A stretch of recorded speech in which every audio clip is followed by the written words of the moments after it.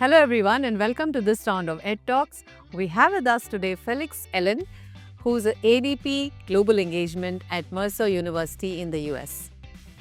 A very warm welcome to Felix. Hi Felix. Welcome to this round of EdTalks.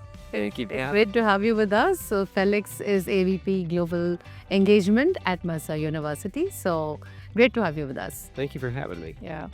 So Felix, there's a lot of changes, global changes, a lot of information, misinformation traveling all over the country and the world probably.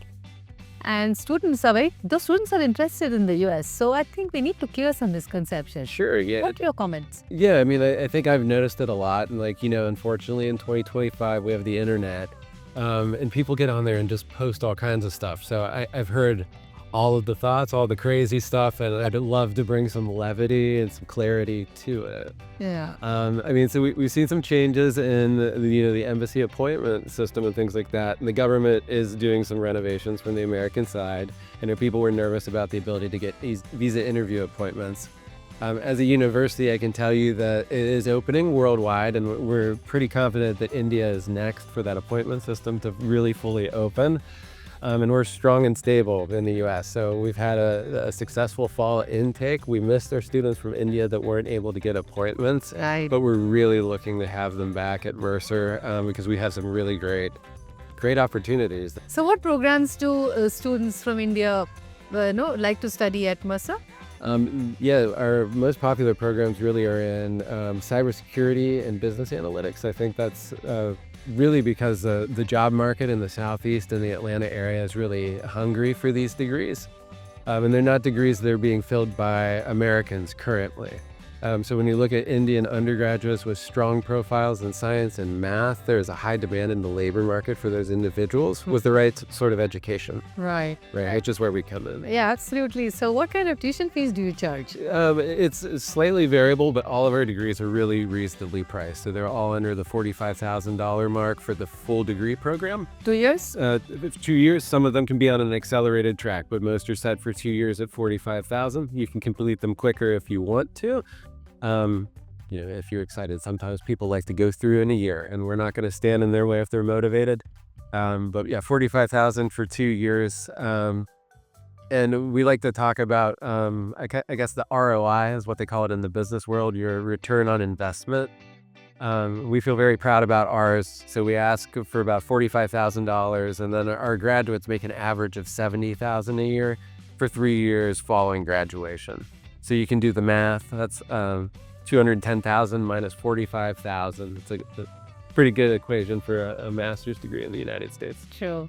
So how do you think students should future-proof their education so that they're able to get onto a good career path?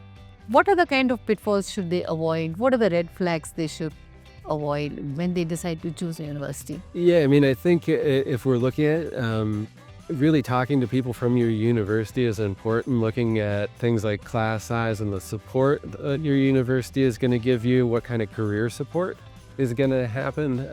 I think the labor market now more than ever is changing with things like AI coming in that are destabilizing certain markets or shifting other folks.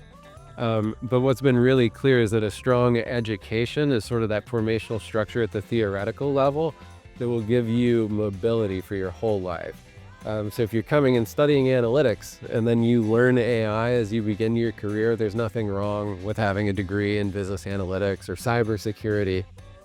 Even if that's not the thing for the next 100 years, nothing is the next thing for the next 100 years, right?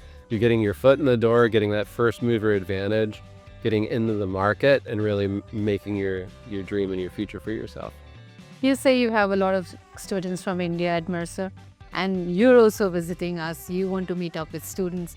So what is a message that you'd like to give Indian students?